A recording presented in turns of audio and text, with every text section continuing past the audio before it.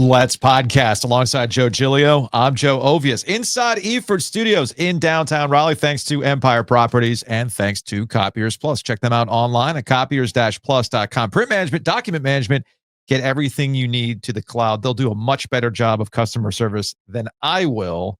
Apologies, Joe.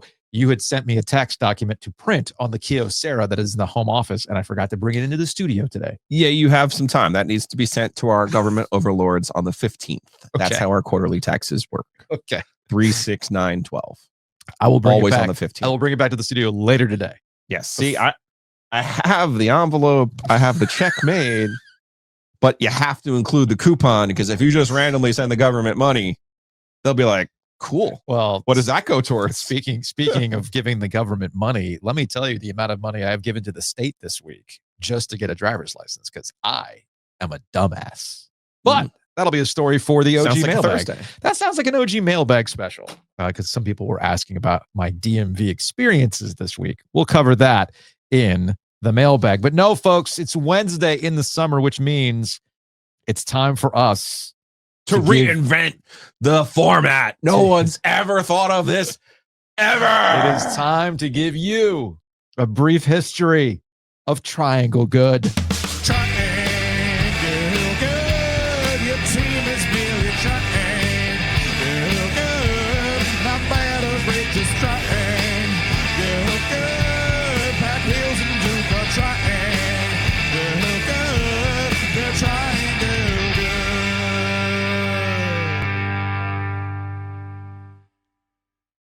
Today, in our brief history of Triangle Good, brought to you by Color Graphic, we will be giving you the Mount Rushmore of Triangle Good quarterbacks of the last 25 years. But before we present to you that Mount Rushmore, we must give you a definition of Triangle Good. This is very important with the discussion of Triangle Good this summer and going into this upcoming football season, as one of the men behind you in a print, thanks to our friends at Color Graphic, Bill Belichick will try to break through like every other coach in the Triangles had tried to break through. Triangle Good. So, Joe, what is Triangle Good? It's probably best to think of this through the lens of basketball, right? Like, we're here in the Triangle. We've had tremendous success by Duke, tremendous success by North Carolina. NC State can pop here or there. But when we talk about success in basketball, men's basketball and women's basketball, we're talking about Final Fours, national champion. That's the standard, right? The standard is the standard when it comes to basketball. In football, however, it is slightly more sobering to think of it through the lens of, okay, well, there are no national titles, period, in the combined history of the teams. No. Okay. There are not even so much as many double-digit win seasons. Like, there are very few of them. They're sparse. But what we do have pop up is, and particularly in today's episode about quarterbacks, is you get these iconic players at their programs whose fans remember fondly and have, warm and tingly feelings about. And then you look back at it like we're doing right now, and you ultimately go, well, wait a second. What did they win? Right. What did they do? Yeah. Because as you're listing out all the stats and what the standards are, keep in mind a Triangle team has not won an ACC championship since. Well, if you don't count Duke's tied, which they did tie, and they lost to the team heads up in 87. That was Steve Spurrier. 1980 was Carolina's last outright title by a team in the Triangle, Carolina. State's last outright title was 79. Now, Duke and Carolina have shown up in the ACC title games, yes, in modern history with divisions, but they've come up short. They've been competitive, but they've ultimately come up short. They also happen to run into what actual good teams are, like national championship winning Clemson teams or national championship Florida State teams. Yes. And that is the distinction between Triangle Good and being great, obviously. Okay, so I'm about to give you a lot of numbers. Okay, I'm going to try to do these as succinctly as possible and as clearly as possible. So for the purpose of our exercise for the rest of the summer, when we talk about the brief history of the Triangle, we're going back to the year 2000.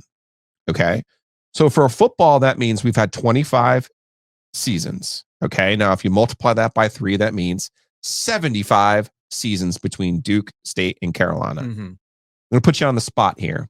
How many times in those 75 seasons do you think Duke, State, or Carolina has finished not in the top 10, but in the top 25? How many times has Duke, State, or Carolina since 2000, out of 75 possibilities, finished in the top 25? I'm going to go with 10. That is way too high, sir. It's 8. And NC State's responsible for 5 of those seasons. Whew, okay. Duke, in the last 25 seasons, has finished the year in the top 25 exactly once. Okay. In 2013. North Carolina, in the last 25 years, with Mac Brown and Butch Davis and Larry Fedora and all their great things that they think they've had, they have finished in the top 25 exactly twice. Yeah. In 2020 and 2015. Now, these years are going to be important as we get to our Mount Rushmore. I want you to remember these years because this is how the guys who ended up on the Mount Rushmore ended up there. Fair enough. NC State has had five, to Dave Doran's credit. He had them in 23, 21, and 17. Then you had the Russell Wilson year in 10 under Tom O'Brien and Phillip Rivers in 2002. Yeah. State's highest finish, 12 in 02. Carolina's highest finish, 15 in 15. And then Duke's only finish, 23 in 13. Now, if I remember correctly, if of the highest, there's one in there. Carolina got to 5th in the country at one point. In 15, when they were rolling off some wins. Yes. But I did not go back and look at where they peaked. No, right. Okay. I'm trying to think of like where some of these teams peaked. Like when NC State, that 02 season, where'd they peak before they went? They got up into the top 10. Into the top 10. Okay. So here we are. If we do some of the math, 0 ACC titles, 0 top 10 finishes, 1 major bowl, and that's with an asterisk. Yeah. Carolina fans. Yeah. The Orange Bowl in 2020. There has been three, that's it, double-digit win seasons between the 3 schools. That's insane. They've had 1 each in the last 25 years. If this doesn't demonstrate to you what Triangle Good is, I think the other number will exactly. So those 3 10-win seasons out of 75 possibilities, you realize in that same span, Duke has won the men's basketball national title the same number of times. You realize North Carolina has won the national title the same number of times. Yeah. Now, maybe all this math has your head spinning, so let me give you a super clean, easy way to think about this. Since the start of the 2000 season, North Carolina's record in college football is 157 wins, 156 losses. Tell me, sir, what does that indicate to you? And before you start celebrating, NC State fans, I was going to NC State fans know the same damn thing. It's the Spider-Man pointing me. It's a perpetual 500 program. Before you start celebrating, your number is 176 and 138, which works out to a win percentage of 56%. Duke, by the way, 37% with a losing record since the start of the 2000 season. So hopefully that gives you a framework that you guys can understand what we mean when we talk about Triangle Good specific to college football. Which gets us to our first person on the Mount Rushmore of Triangle Good QBs of the last 25 years. And he is the poster child for Triangle Good. A man who has put up huge numbers. A man that we all know. A man who went on to have an NFL Hall of Fame career. And his one and only good season was 11-3 with a Gator Bowl victory over a Notre Dame squad. I would say he had 3 good seasons and 1 great season. But that great season, believe it or not, when State went 11-3 in 2002, started the year 9-0. They finished 5-3 in the ACC. Yeah. Like, it's impossible. Yeah. It's like totally impossible. Phillip Rivers, ladies and gentlemen, your founding father and he's been a father many times over. And he was in school too. Yeah. Yes. So our founding father of Triangle Good of the last 25 years, Mount Rushmore quarterback, it would be Phillip Rivers.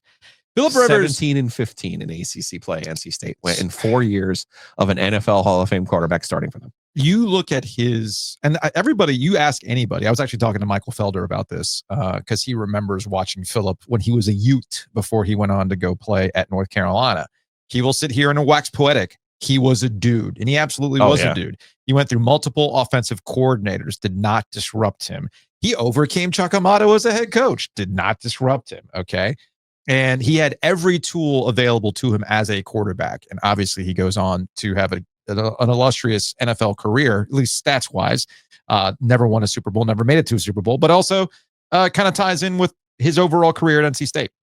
But you look at who, if you were to ask who are the greatest quarterbacks in ACC history, not just triangle history, people are going to throw at you Phillip Rivers.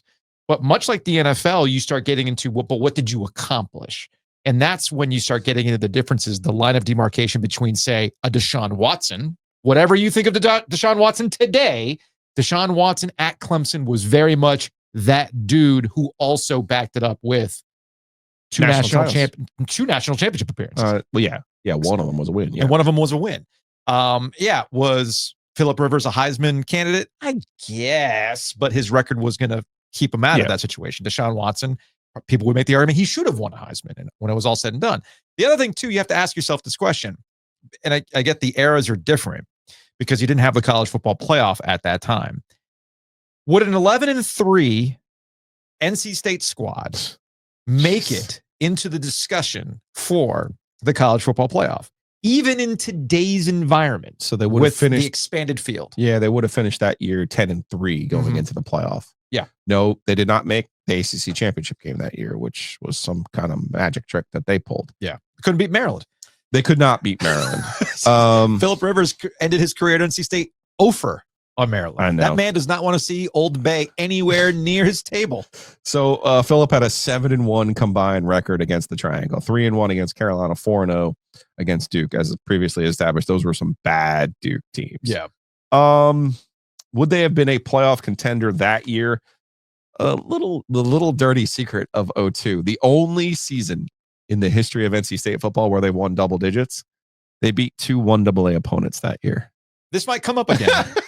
As we go down the list of Mount Rushmore. They beat 2 1AA opponents that year. They lost at home to Georgia Tech. They lost to Virginia. They lost to Maryland. I don't know. The way that they finished the season, they would not have. The answer is no. I do not think they had enough on their resume that would have pushed them. Now they did beat Florida State late, but it is a serious question whether or not Adrian McPherson threw that game or at least shaved points in that game. It's entirely possible.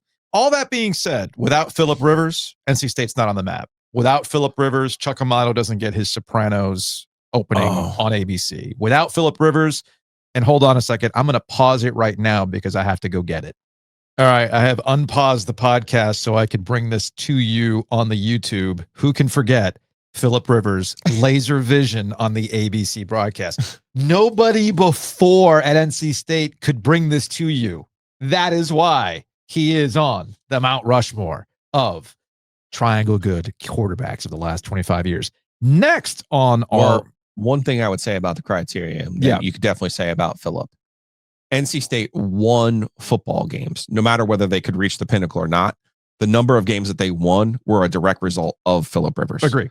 Chuck Amato would say forever, if only I had my defense in 05 with the year that Phillip was, if only I had redshirted Phillip 1 year to match that up with the number one defense. The quarterbacks who made this list were difference makers, were dudes, were guys who willed their team to wins.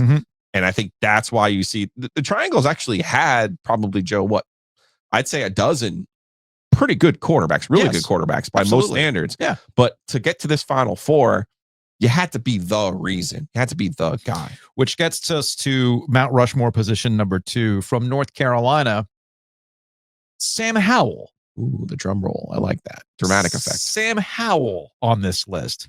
I'm going to tell you right now, Drake May will not be on this Mount Rushmore. He will not be on this Mount Rushmore because we cannot talk about Sam Howell without the comparisons to Drake May. Correct. Straight up. So I'm just going to, spoiler alert, Drake May, not on the Mount Rushmore.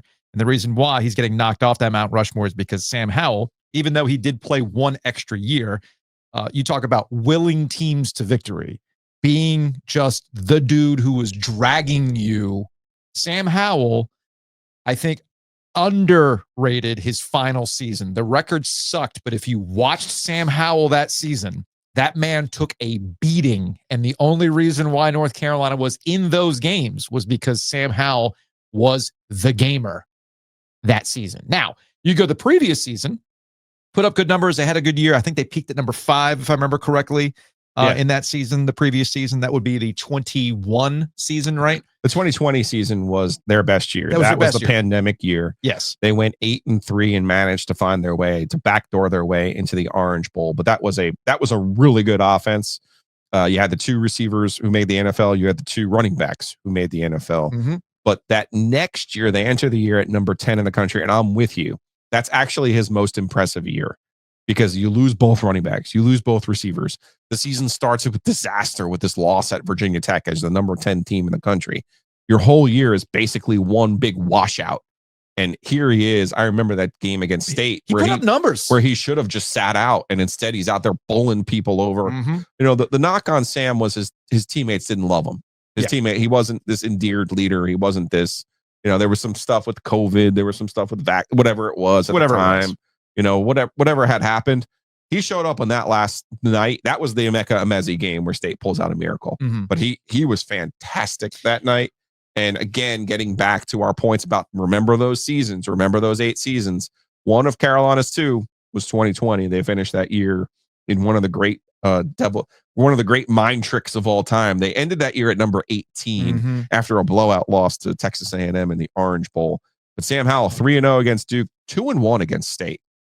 And really, the Mac Brown 2.0 era doesn't exist. Thank you. Without Sam Howell. Sam Howell was the reason why the Mac Brown 2.0 era got off to the start that it did. Starting with his very first start against South Carolina. He also was a true freshman when he got going. I will always point to Sam Howell versus Devin Leary, if my timelines add up. Whereas Mac just said, let's just ride with this dude. You look over at NC State, and they were just going through all sorts of permutations of who am I going to trust. Like, sometimes you just got to let the freshman cook. Yep. They left the freshman cook, and it paid off with Sam Howell at North Carolina. Got Willie Taggart fired.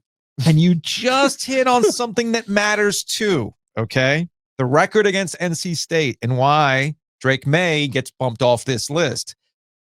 Win or loss, you bring up the Emeka Emezi game. Sam Howell never no-showed in that situation. You got 0-2 for Drake May during his 2-year run at North Carolina versus NC State, which includes not 1, but 2.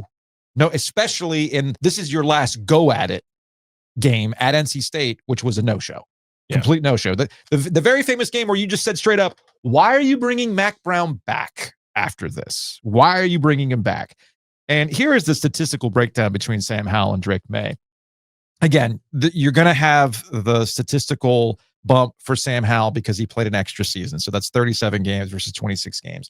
But when you start looking at total touchdowns, you start looking at completion percentages over the 3 years versus 2 years. You start looking at passer ratings and everything else. And the fact that Sam Howell, while Drake May, I think, was more designed runs that utilized what he was able to do, Sam Howell was more of a, shit, I got to make something happen. Okay, I got to make something happen. So I'm always going to default a little bit to Sam Howell in that regard, because at least with North Carolina and Drake May, they utilized him as a runner rather than what was going on with Sam Howell. We both agree Drake May is the more talented player. Oh, without a doubt. We both agree Drake May had maybe, the lineage, the family, his dad, a former Carolina quarterback, his brother, a national champion basketball player. Like, there's a lot of reasons to like Drake May, and I compared in real time Drake May to Phillip Rivers. Mm-hmm. And I even said in 20 years, we're going to be celebrating Drake May, who's going to be in the NFL for 20 years, by the way. Mm-hmm. And we're going to be like, man, that guy, you're going to have those warm and fuzzy feelings. And then you're going to stop and pause and be like, no, what happened? Now, exactly? wait a second.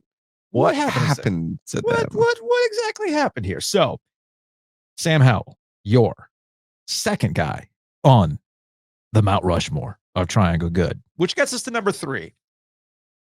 This one's obvious, is it not? But is it? It's Russell Wilson. This one's complicated, obviously, but Russell Wilson on the Mount Rushmore of Triangle Good quarterbacks. And much like Phillip Rivers, I cannot think of yet another quarterback that has all these things going for him. Here's an actual Super Bowl champion. Should have had 2, if we're really being honest about it. And we also saw in real time what it was like to be at NC State versus what it was like to be at a real football school like Wisconsin with an actual offensive line and playmakers. And you saw them get to the Rose Bowl versus what he was able to do at NC State, which, of course, yet again, Maryland playing the spoiler for NC State. Maryland playing the spoiler for NC State to possibly get to an ACC championship. Nope. It happened again to NC State with Russell Wilson. Regardless of what you think about Russell Wilson, and we did an entire podcast series about the Russell Wilson story, never failed, why he ended up leaving NC State and everything else. And I remember having this conversation with Elliot Avent, NC State baseball coach, years ago when we straight up put him on the spot. Who you got? Philip, because again, Elliot is Mr. NC State. He's been there for a long time. Elliot is the biggest NC State fan I know. Yes. And I asked him objectively, Philip Rivers or Russell Wilson? He did not hesitate when he said Russell Wilson. And I think some of it goes into just the pure athleticism of Russell with what he was doing with baseball and what he was able to do in the football field. And I would put him on the Mount Rushmore for one reason and one reason only. He depressed my dad in real time at Carter Finley Stadium when I forgot what the total yardage was, but he broke many ankles on the way to a touchdown in that game. And my dad was like, who the fuck is that? So that's Russell Wilson. Russ is tough because you really only have 2 full years of data. Yeah. You know, that freshman year, he gets a concussion in his very first start against South Carolina. He's not right until they play East Carolina at home. East Carolina was ranked. He leads them to a win in that game. It was an uneven season. It ends in the Pizza Bowl, but that was the year he only threw 1 interception, 17 touchdowns, 1 interception. He's the freshman of the year in the league. Comes back the next year. That was when Nate Irving got into the car crash. Yep. That season was derailed by so many injuries. 31 touchdowns, 11 interceptions that year. But the year itself was wonky. They were 5-7. Never really healthy. Just a lot going on that year at NC State. The last year he's there is the year you mentioned. They have another one of those years back to the list. Seasons where they end up ranked in the top 25. 2010, they had that thing in front of them.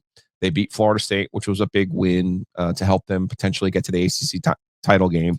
They get the showdown against Maryland in the last week of the season. They lose up at Maryland. Debbie Yao, a former AD at State and Maryland, was absolutely crushed. Tom O'Brien later told me, I knew I would never win her back after losing that game. And that was her first year at NC State. He's like, I knew I was not long for this world. And he was not. He was not. 2 years later, he was fired. Russ, you just brought up a key difference between Russ and Philip. Philip had Jericho Cotchery. Philip had T.A. McClendon. Philip had Corin Robinson. Yeah. Philip, while not all at the same time, he had dudes. He had Willie Wright. Willie Wright was a guy now. Come on. NFL wide receiver talent. He had good players. Yes. And his offensive line was really, really good. Like Chuck had that thing rolling on up front. They did a really good job up front. Russ did not have a great line.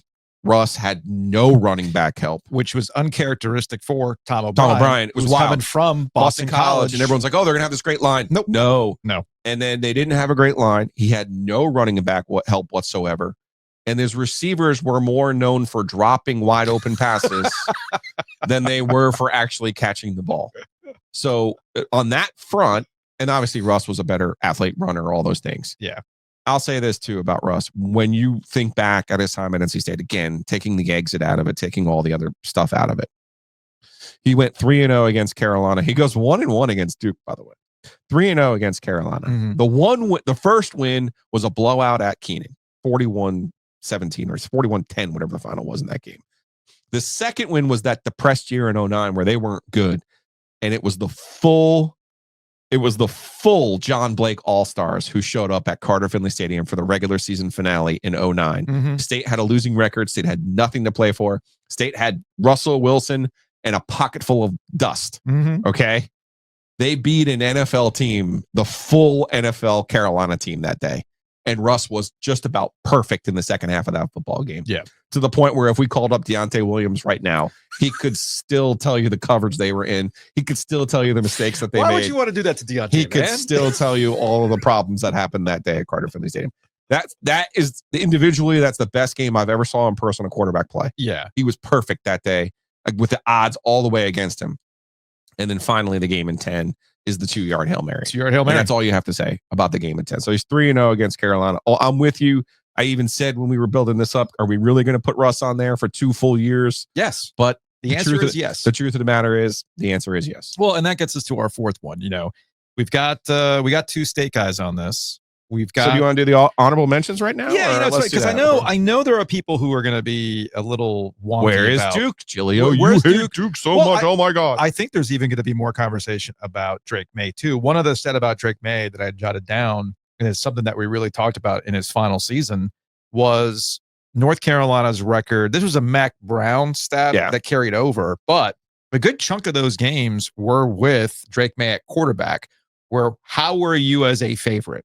And let's just look away from the double-digit favorites. Not just that one, which is damning of Mac more so than one individual player. I agree. That was more damning of Mac. But if you actually looked at their 22 season, they were 2-6-1 as a favorite.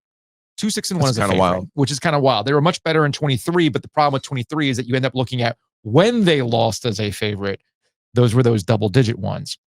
And of course, as we mentioned too, in the Drake May season, in the Drake May season, they get to clinching the ACC Coastal Division, the last ever, and then they proceed to not win a game after that. Lost their last 4 games that year. 5 total when you go to the bowl game. 4 with the bowl game. Was it 4 with the bowl game? Yeah. Okay, sorry. So either way, you lose out the rest of the year after you clinch against Wake Forest. And that includes a loss to NC State. That includes the ACC championship loss to Clemson. And of course, it includes, North Carolina lost. That's why I was saying 5, because Drake did not play in that game. Against Oregon to close out the season, because he did not play in that game. So that's why Drake May is not on this Mount Rushmore. But before we get to our final Rushmore, his first year as a starter, they start 9-1. They lose their last 4 games. His second year as a starter, they started 8-2. They lost their last 3 games. Yep. He didn't play against West Virginia. That's the one. So look, man, how you close matters, and of course that closing run always includes state. And it just so happened that 2 years in a row it was Clemson and State. And guess what? Clemson's the standard in this league. That's who you're measured against. Clemson's legit national elite. Those are the ones that you have to beat to get out of that triangle good rut. So that gets us to, wait a minute, where are the Duke players? We will not have a Duke player on the Mount Rushmore. I will tell you, apologies to Thad Lewis. I was going to say I have 2 on the honorable mention because I believe Thad Lewis was a classic good numbers, bad team guy. Yes. You cannot discredit his counting stats in full 4 full years as a starter. Full 4 years. Yeah, as you mentioned, sometimes you got to turn it over. That was Ted Roof. 06, 07, 08, 09. More passing yards, more touchdowns. You got all kinds of Duke records. I've got Drake May also as an honorable mention. Yeah. And then Riley Leonard is one of my honorable mentions. He played for the national title last year. It just happened to be as Notre Dame's quarterback. So that year, if he had stayed healthy that year, they beat Clemson. His 1 full year as a starter. Yeah. They beat Clemson, and then he gets hurt against Notre Dame, I believe, and that was game day. Duke had game day. Like, that's amazing to think about. Deal. I think Riley Leonard could have been under different circumstances. That's how the portal has changed everything, though. Notre Dame comes in. I think they offered him $2 million this year. I mean, what are you going to do? You can say no and go jerk around with Manny Diaz when you were recruited by Mike Elko and do all the other stuff? No. So Thad Lewis, over 10,000 yards passing, 67 touchdowns. Total touchdowns, 76. 2-time second team All ACC. School record for most consecutive attempts without an interception. And again, played all those years. And did beat Russ in his one crack at Russ. There was a crossover. So Thad, unfortunately, just as a byproduct of where Duke was at that time, no knock on his overall production. Daniel Jones? See, the thing about because that's one that people are going to bring up. Daniel Jones? Yeah, the thing about Duke is their best team in 13 was 10-4. Yeah. But that was a split quarterback team. Yeah, that was the Anthony Boone and Brandon Kennett. Now yeah. I'm open to listening to Brandon Kennett. But Kennett was a gadget play. But he was a gadget guy. Tell you what, if you were still playing ACC fantasy football. Oh, this is painful because I traded him to Luke. Yeah. Dude. If we were talking ACC fantasy football, then I might hear the argument for Brandon Kennett, who was a touchdown vulture. That year, he was a touchdown vulture. Yeah, so Duke goes 10-4 that year. They finished the year at 23. They go to the ACC championship game. That was their best team. Now, If we were doing a Mount Rushmore of all football players in this century, I would put Jeremy Cash on that list. Okay. I would, because he was the best player on that team. Their safety, Jeremy Cash, the Ohio State transfer. Yeah. He was the best player on that team, and I thought he was emblematic of the success of that cut run there, where they go 10 and 10-4, 9-4, 8-5. And finally, here's my wild card question before we unveil the final Mount Rushmore quarterback of the last 25 years. Is it Prince's promise time? No. No. The Wake Forest factor. Of all these quarterbacks that we've talked about. Talk about wins over NC State. All these quarterbacks that we've talked about, would you place Riley Skinner ahead of any of these guys? Riley Skinner has an ACC title. Would you put Sam Hartman above any of these guys? Sam Hartman. Would you put Jamie Newman ahead of any of these guys? John Wolford, was it? Yeah, Wolford was in there. Riley Skinner. I might have butchered that. No. Riley Skinner is the guy that you would. Riley Skinner, I would put on the Mount Rushmore if we were including Wake Forest for the ACC title and for the way that he played under Grobe. Like, it was like this, mind trick, the orbit offense that they had. I mean, it was. Would you bump our last guy for Riley Skinner? No, I would bump Russ. You would bump Russ for Riley Skinner? I would. Okay. So it's a more complete body of work. That's all. So let's get to our last guy. Some people might find this controversial. Some people might have just had to be there to understand. Okay.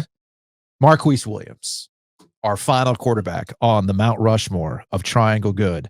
And folks, let me tell you, when ChatGPT spit out this image, I spit my drink. Russell Wilson. Yeah, that looks like Russell Wilson. Phillip Rivers. Yeah, that looks like Phillip Rivers. Not terrible. I get that. That Sam Howell, I don't know, man. That beard ain't lined up. Right. That beard is not lined up like Sam Howell's beard was lined up. I don't know who that is. That is not Marquise Williams, but that is what ChatGPT spit out. Either way, apologies to Marquise Looks Williams. like Doc Rivers. It's I don't know who that is, but that's not Marquise. But Marquise is on our Mount Rushmore of Triangle Good quarterbacks of the last 25 years. And I think this is one of those things where you had to be there. And also there's a lot of context with Marquise, okay?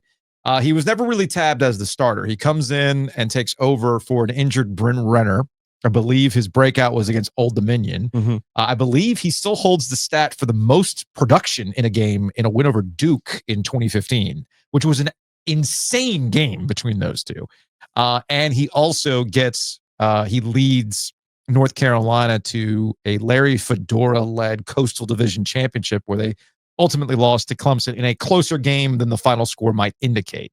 And I would also point out, in all of this time, Larry Fedora never really wanted Marquise Williams to be the starting quarterback. This is a classic example of who the teammates liked. Yes. Also a classic example of the production, the toughness, the leadership, the competitiveness. All of those things add up. Mm-hmm. And you talk about, like, well, who was on the team with him?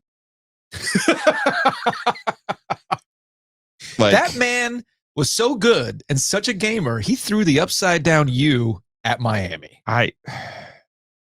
It's like, I think this is one of those, like, what are you two idiots talking about? Mitch Trubisky was the number 2 pick in the draft. Like, no, he was the real guy. He could not beat out Marquise Williams. He literally could not. And the it's coach not like Larry Fedora wanted him. I heard a rumor once. This is a rumor. I could never verify. And we've reached out to Marquise. We were supposed to talk to him today. And hopefully we can link up. And he might not even answer this, but the rumor was that they were actually trying to get Marquise, like, in class.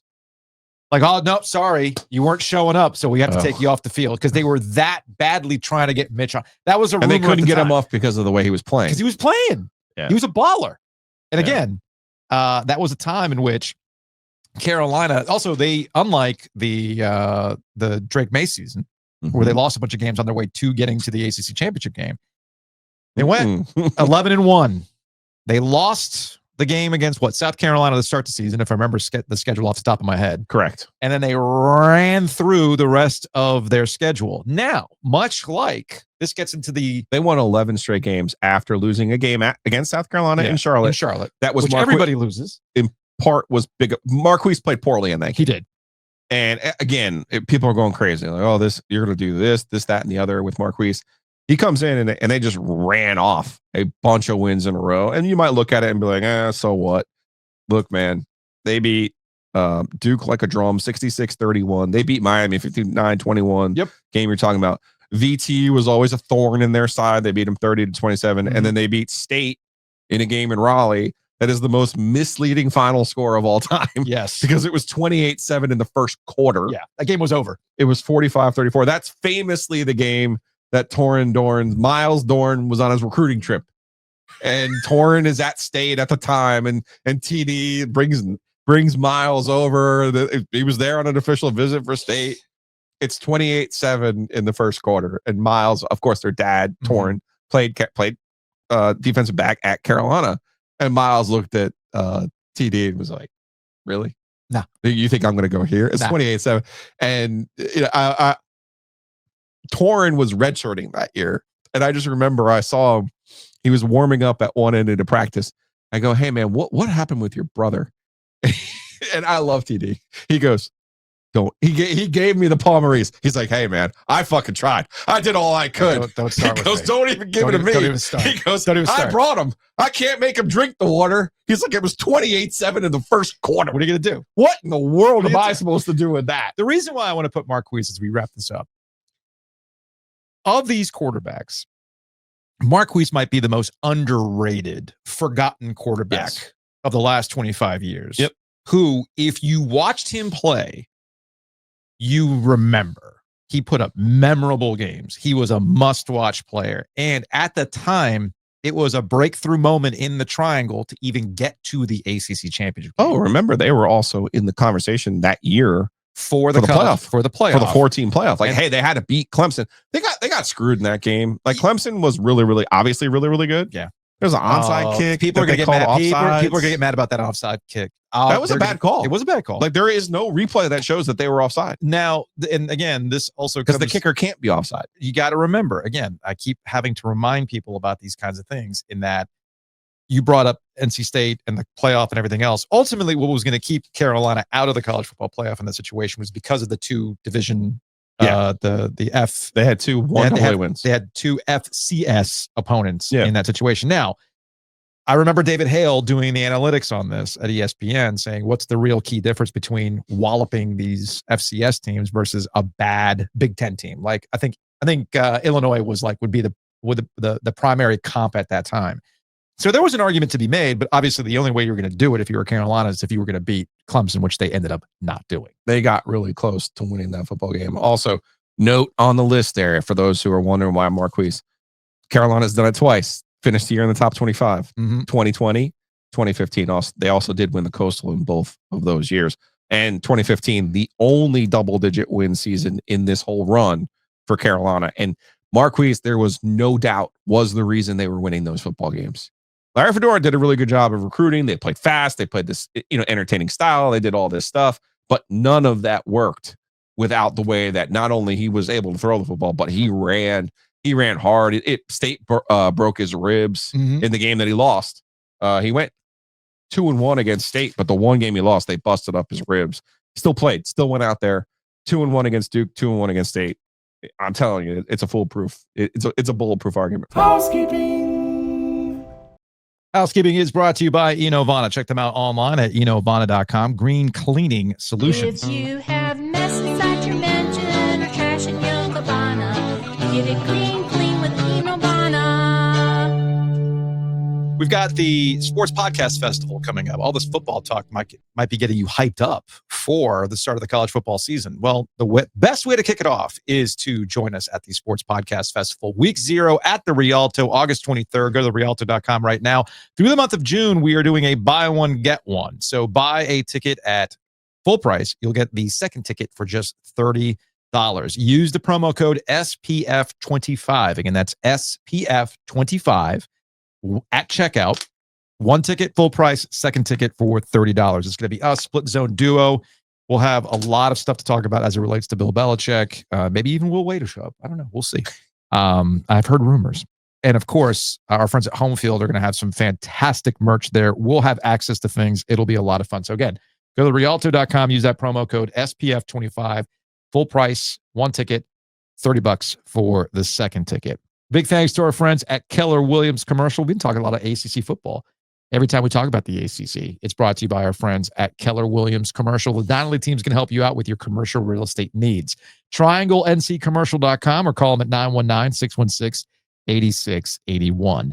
Big thanks to Longleaf Swine. Longleafswine.com. They've got OG Light. But You got to ask for it by They name. have so many specials lately. The barbecue quesadilla. Did you finally have it? Oh my God, it's so good. It's the salsa that gets me. I don't know The what salsa's it is. really good. It's just magic. There's like a smokiness to the salsa. And of course, don't sleep on the brunch. So go Sunday morning. You can get the brisket breakfast burrito, which actually has the French fries in it. Oh, now? So just get ripped on Saturday night, show up hungover. You'll be cured. It's that simple. So big thanks to Longleaf Swine. Check them out, longleafswine.com, and ask for OG Light. They have it there. Big thanks to our friends at Roback. Go to roback.com. Use that promo code OG20 to save 20% off your order. Are we closed on the Today's special? the last day. Okay, Today's so- the last day. so what do Put the people need to order in do? tomorrow? Email me, giglio.joe@gmail.com. I have the purple stripe with the little drunken owl, or I have the perfect navy blue with the OG flag. Okay. I'll give you the price. If you're an OG fan subscriber, you get it for half price. So that's worth reaching out for just on its own. But give me an email, giglio.joe@gmail.com. And heck, maybe you don't want OG merch. Understood. Maybe you want state stuff. Maybe you want Carolina stuff. I've got it. I also know they have an unbelievable ECU shirt that's coming out in the fall for Dowdy Ficklin Stadium. Okay. So use our promo code OG20. That's 20% off your order. First order at Roback, RHOback.com. Big thanks to Two Roosters. We've got our flavor coming out. Apparently, there's a photo shoot that is going to take place for this. Oh, I'm going to have Glenn from Color Graphic Yeah. make a cutout of us, just like they had the Jacob Slavin Sunday. Perfect. If you don't think that's going in the home base Person Street store, you're crazy. So, right next to Jacob Slavin. So, go check out Two Roosters. Our flavor will be available in July. In the meantime, they've brought back the favorites. I had the peanut butter mud pie, which was fantastic. There's a Death by Chocolate brownie, which is also decadent and fantastic. I love like an Italian ice in the summer, and the closest thing they have to that is that watermelon sorbet. It's Good stuff. delicious. So go get a pint of Two Roosters and then head on over to the Butcher's Market. Do this in reverse, actually. Go to the Butcher's Market first. Okay. I went full brat mode this past weekend. I also got the pre-made frozen manicotti, which will be used at some point this week. I'm looking forward to that. They have drinks. You can get beer. You can get wine. You can get those cannabevs there. They got everything that you need at the Butcher's Market. So go to thebutchersmarkets.com. And Don't then, leave me yet, because we've got And then you go to Two Roosters to get your ice cream. Then you go home. okay. That's what you do. No, well, Butcher's Market, because remember, we like to fly solo on these things, We do. but they like to send me. Kenneth likes to send me information every once in a while. The steak of the month begins shipping this week. Okay, it's July through December. Steak of the month. It's a great club. Go check them out. That's the butchersmarkets.com. You're looking for a Father's Day gift, a last second Father's Day gift. My goodness, it's 6 months of your steak of the month. So sign up for that Father's Day offer. Thebutchersmarkets.com. Steak of the month, Joe. Come on. Big Because sometimes, I get so caught up in the salmon or the hot dogs or the brats. I get it. Yeah, the fastball is still the steak. So here's the thing. You go to the Butcher's Market and then you go to Two Roosters and you eat all this food. That's a real easy recipe to fall asleep. Yes. But you can't do that every night. No. You can't do that every night. Sometimes you just need a good night's sleep. And it's hard to do because you got light leaking into your bedroom, right? Especially at this time of the year, right? So what you do is you go to bloomingblinds.com or call our guy Chris directly at 919-980-9850 and you say, hey, I've heard about these blackout shades, these curtains that come down. There's automation. That's what I need. I need no light leaks. They can make that happen for you. Bloomin' Blinds. Take the G off of it. Bloomingblinds.com. Call Chris directly at 919-980-9815. Go get 10 or more treatments and you're going to get 10% off when you mentioned you heard it here on Ovies and Giglio.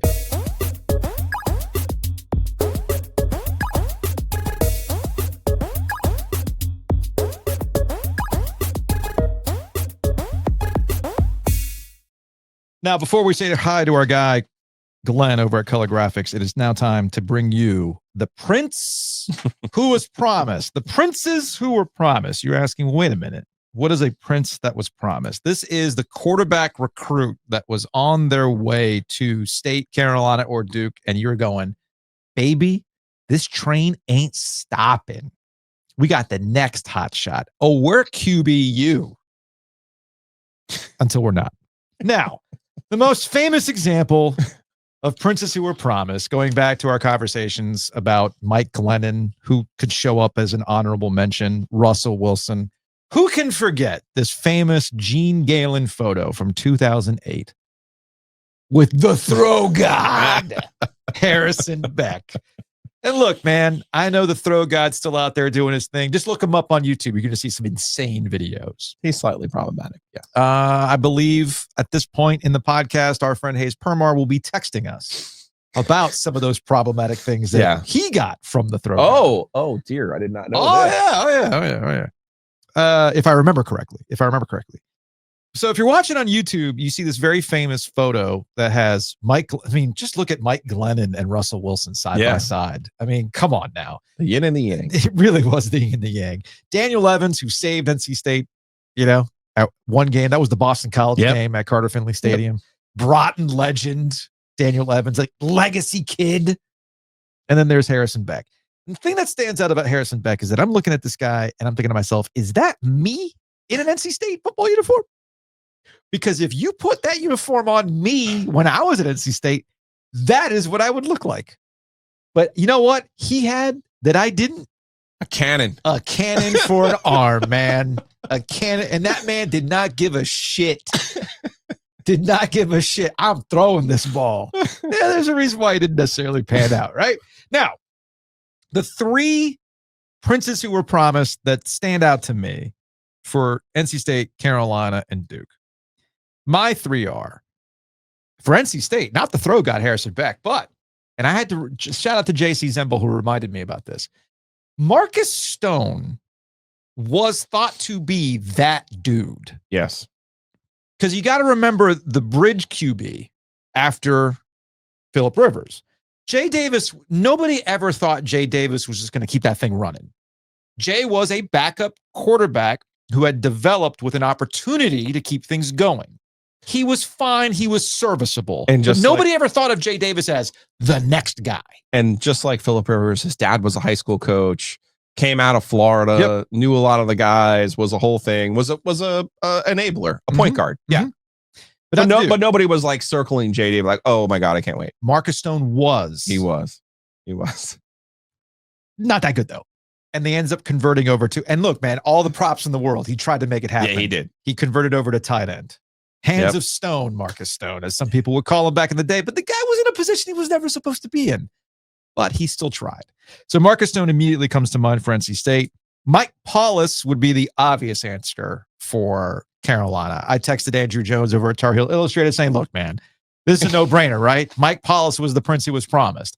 Like, take the ringleader quote aside, because you'll remember in the transition from John Bunting over to Butch Davis when they were looking for things, Paulus was viewed, he referred to himself as the ringleader for the recruits that were going to be coming that way. Mike Paulus barely saw the field. Mike Paulus gets us to he's one of the great cogs in the memento style story that is Russell Wilson. Yes. Because John Bunting had taken the promise from Mike Paulus. John Bunting, old school, believed in, hey man, this is my quarterback. I believe in him. My word is my word. My word is bond. Yep. Same thing. And Paulus legitimately at the time was a top ranked prospect and was getting other players to commit to Carolina. It just so happened that Russell Wilson, this quarterback from Collegiate High in Richmond, wanted to go to summer camp. Well, his first stop was going to be North Carolina. Mm-hmm. So he goes to camp in Chapel Hill. And at the time, Frank Signetti was the quarterback coach at Carolina. I love this story. I love telling this story. Even if it becomes embellished, I love this story. It is what it is. He goes to camp at Carolina. Frank Signetti is like, this guy is a baller. He's short. And at the time, that was a knock, by the way. There was no Kyler Murray. There really wasn't even a Drew Brees yet. This was in the NFL. Like, this was, oh my gosh, this guy's too small to be anything. But Frank Signetti really enjoyed him. It's 2006. He picks up the phone. is this? Calls his brother Kurt, who we now know is the head coach at Indiana. Kurt, it's me, your brother Frank. I've got a quarterback. You know that quarterback you've been looking for? That sound? I got a quarterback for you. Legit, calls the brother. Russell goes to camp at NC State. The brother, Kurt Signetti, lines it up. He goes to camp. Mark Trestman. The Bill Walsh tree, Mark Trestman, looks at Russell Wilson and says, this guy's going to be a star. I don't care if he's 5'8". I don't care if he's 5'9". He can play quarterback. He's going to play quarterback in the NFL. And when we talked to Mark Trestman, those were true words that he said when he saw him in that one workout. So if Mike Paulus is not at Carolina, Russell Wilson probably goes to Carolina. Doesn't go to NC State. Doesn't have that 3-0 record against the Tar Heels. Doesn't have those signature wins under his belt. Doesn't end up at Wisconsin. What could have been? Doesn't end up in the NFL. What could have been? So Mike Paulus deserves his own. You know how there's like a statue in Mount. There's not a statue. There's a museum in Mount Rushmore, right? Yeah, in the back of the head. Yeah, I forgot whose head it is, but yes, there's a museum that was never completed. Right. He deserves his own little plaque. Mike, here lies Mike Paulus. Russell never makes the Triangle Good Mount Rushmore without Mike Paulus. Now, for Duke, the first name that came to mind, because you got to remember, this is when Duke under David Cutcliffe was running hot. Yes. They're coming off of their ACC championship game appearance. David Cutcliffe is Manning whisperer, right? Yep. QB guru. Thomas Sirk was the next dude. Yes. Thomas Sirk was the next dude. He ends his career at ECU. Yeah. I think he only had 12 starts at Duke. I'm gonna it was all said and done. I agree with you that Cut had it running hot. He had it running hot there. This does fit your traditional sense of Prince who was promised. Yes. I got a deeper cut for you though. Okay. I covered Duke football in 03 and in 04. Remember, Duke ended the year 03. Ted Roof, the interim coach, they beat Clemson and they beat Carolina. Ted gets the job. Okay. The next year, they had a little bit of momentum because Ted's the new coach and everyone's feeling excited, blah, blah, blah, blah, blah. They get a transfer from Nebraska, and his name was Kurt Dukes. The offensive his name was Kurt Dukes. Transfer from Nebraska. Remember, the offensive coordinator at the time at Duke was Bill O'Brien. And Bill and Ted swore up and down that Kurt Dukes was going to be this gadget, change of pace, difference maker. He was going to be in kind of the way that they used when O'Brien got to the Patriots and used Julian Edelman. It was going to be like that. He could throw the ball. He could run. He could catch. He's going to be this gadget player. He's going to be J-Sam before J-Sam. I wrote so many stories about Kurt Dukes that year trying to cover Duke football. In 2004, he ended up throwing 17 passes. 17 passes. He had one interception and one touchdown. He then became a great footnote, Joe, because he also caught 3 passes for 22 yards that year. He also became a great footnote because at one point in that run in the mid-aughts, I can't even spell his name. I'm actually putting Kurt Dukes into perplexity right now. Yeah. They can't find it. Well, first I spelled it wrong. So it's like, who are you talking about? He played in 12 total games in 04 and 05. Okay. At that time, when he transferred to Duke from Nebraska, the next year, Joe Daly another Prince who was promised. Nebraska to Carolina. Another Prince who was promised. And then in 2006, when Daly was starting at Carolina, Harrison Beck transferred from Nebraska to NC State. So in a 2-year span, you had transfers from Nebraska, the bastion of football, the football powerhouse in the Triangle. Those 3 quarterbacks essentially went on to never be heard from again. So that could also be a definition of Triangle good. I put Dukes into perplexity. Dukes saw action in 17 games over 3 seasons, starting several contests, and was known for his dual threat ability, though he struggled with passing efficiency and turnovers during his Duke tenure. When it was all said and done, 190 attempts, No, they got that one wrong. Okay. This is why you can't trust the AI. I Yeah. just put it in there. He only played for 2 years. He had 23 attempts in 2 years. He Okay. never started a game. He was a gadget player like that first year, like I mentioned. These are career stats. Yeah, I know. Well, he Career, might have transferred somewhere else. But These are career stats. yeah. But no, Kurt Dukes, one of the all-time, man, I wrote so many stories about Ted and Billy O were convinced. They were convinced they had themselves a player. Went back when Vince Ogabasi committed to Duke as a 5-star defensive lineman. Hilarious.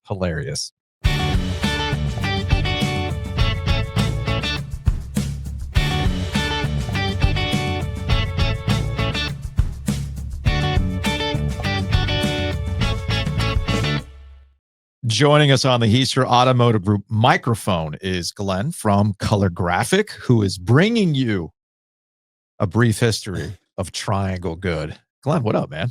What's up, dude? Actually, I think it's actually appropriate that we're bringing you on the third mic, because behind you is our homage to MJ Morris. And we just got done talking about princes who were promised. Would MJ Morris qualify as a prince who was promised? God, he's in the portal era. He's in a new type of heartbreak, right? He has to be, because everybody was, super thirsty for MJ Morris. We saw how that all played out. And that's really what the whole point of the prince who was promised. At least with this prince who was promised, you legitimately saw him on the field. That's fair. You got something out of him. You'll always have that Florida State game. Exactly. Exactly. You got something out of him. So maybe he doesn't qualify for prince who was promised. But hey, man, all right. So thanks for supporting us. Thank you for being a corporate champion. Thank you for the OG Light stand, by the way. I was gonna say the only reason, a fun one. The only reason to have Glenn on is to figure out how he came up with all that hair for you. Yeah, was exactly what was going on with your teeth. Have I look, as we presented to the audience, AI can be kind of funny. Yeah. We presented to them the AI Mount Rushmore image that I put together through ChatGPT. Not so great with Marquise Williams. Yeah. Not so great, but I mean, you do what you got to do. Where did you come up with my face on that image? Okay, was that AI? No, I found a photo, and then we have some incredibly talented designers. Shout out Jason, did this one. Steven as well helped out at Color Graphic, and I just kind of let them roll with it. All right. And as one balding man to another, I thought I'd give you a little extra hair as a gift. I appreciate that. You, for those watching on the know how it YouTube, feels. I just pulled it up. Also, my teeth, very aggressive. Very aggressive. As Hayes Permar said, that my picture is an homage to my 20th birthday, the 30th anniversary of my 20th birthday. Yes. So yes, indeed. All right. So before we get into your presentation of the Mount Rushmore of Triangle Good quarterbacks of the last 25 years, for those who are unfamiliar with Color Graphic and what you all do, it's almost like, what can't you do? Yeah, that's a good way of putting it. We're a local family-owned sign shop. Been in business since 1988. Probably the oldest sign shop in the area. We do, all sorts of stuff from vehicle wraps, whether you have a fleet of 30 vehicles to just a single landscaper that wants a couple logos on your van. We do all sorts of like window and wall graphics. If you have a new space and you're trying to get your branding out there, poster prints. We have this new printer that does ADA and Braille. Yep, you can get yourself a Bill Belichick. Get yourself it's like a foam. Is that what it is? That's a foam board material. It's really good for like presentations in a conference room, that sort of thing. People who don't want glare. Yeah, exactly. And then it's clutch for the studio. Trust me. Event signage. If you have a charity, a golf event going on, we can do all the signage for that. Trade shows. Actually, just got this new machine that prints Braille and other texture and stuff, and I've been working on printing some hockey pucks and golf balls. So might have to OG golf balls. So really, go. So this is going to be a trade deal, is what you're saying. I think maybe, we could probably work something out. But yeah, we handle everything. Pole banners. If you see the pole banners downtown, we've got one here in the studio. Got a couple in here. We gave the Stadium Series one to former Governor Roy Cooper. Something really cool. But no, we do all sorts of stuff for local businesses. That's why I think this partnership is really good. Y'all are a local podcast. We're a very hyper local business, and love we work really hard to do the best we can for local businesses because we're a part of this community too, and so that's why. And if you drive on Capitol Boulevard, you drive by them every day. Right by the storage unit, right on Capitol Boulevard. Free estimates, all that sort of stuff. Give us a call at 919-828-7376 or stop by the shop. We're happy to take a look at any project for you. Now, speaking of projects, you have a Mount Rushmore of Triangle Good. I did. You brought your physical copy. This is we're going to get to the OG sports phone here in a little bit because people were responding to this Mount Rushmore of Triangle Good quarterbacks of the last 25 years. You took it a step further and you came up with your own placard. I did. Okay. Yeah, I can try to fit it in the frame here. Yeah, I can guide you on this here. Before I present it, okay. I do have to say that I misinterpreted the criteria slightly. Okay, how so? Well, I was listening to the Monday show and y'all were like, yeah, we're just going to list the best quarterbacks. I see. I kind of took Triangle Good to be like, kind of that like slightly above the Dalton line quarterbacks. Yeah. So that's kind of what I've got here. So it's all Harrison Beck. Yeah, it's all 4 Harrison. Well, see, if I was gonna do just the best quarterbacks in the triangle, I would have done probably 3 Phillip Rivers and a Russell Wilson and Drake May on the viewing, looking up with binoculars at them. That's what I would have done. So instead, I have. Oh man, that's amazing. See this? So good. Color Graphics official Mount Rushmore of Triangle QBs. All right, so who do we have here? Yeah. For those who are not watching on YouTube, so who do we have here? To start it off, I have my first Triangle Good QB. Mhm. I was still rolling up and down the grass field at Carter Finley when he was slinging bombs to Torrey Holt. Yeah. Got Jamie Barnett. Okay. Yeah, he came in a little bit too early. Yeah. See, I'm outside of it. That's 25. the 90s. That's what I'm saying. I kind of botched it. Here's the thing, though. You get to a certain age, all that stuff starts to run together. You don't know what year was what. Exactly. Man. Yeah, you just don't know keep rolling. Well, see, he was the first quarterback where I was like, I watched him. I was like, oh, he's incredible. He's the best. Oh my gosh. He's like the greatest quarterback of all time. And then, Torrey Holt gets drafted to the Rams. And I asked my dad, I was like, where did Jamie Barnett go? And he was like, yeah, he's in Canada. I think he's playing for Montreal. And Jamie Barnett was a dude. He was a dude back then. And if you really want to be what Jamie Barnett was a motherfucker. Because he came in and he was young, and back then you didn't play young quarterbacks like that. Yeah. And man, he had It's impressive.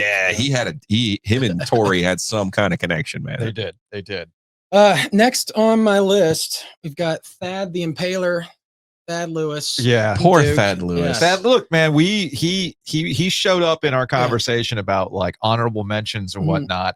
And look, he was good at Duke, just on some bad teams. Yeah, well, 2-time second team All ACC. You can use your notes. You're fine. You're fine. I do have card. I have no card. No, I got it all up in here, I think.